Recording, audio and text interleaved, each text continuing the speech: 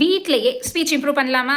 இன்னைக்கு டாபிக் என்னன்னா simple speech at home. குழந்தைக்கு டெய்லியுமே ஒரு 5 to 10 மினிட்ஸ் ஸ்பீச் எக்ஸசைஸ் பண்ணலாம். First one, repeat simple words daily. டெய்லியுமே குழந்தைகிட்ட நார்மலாக நம்ம பேசுகிற வேர்ட்ஸை, சிம்பிள் வேர்ட்ஸை வந்து ரிப்பீட் பண்ணிகிட்டே இருங்க. ஃபார் எக்ஸாம்பிள், தண்ணி தா, கதவை தர, போயிட்டு வா.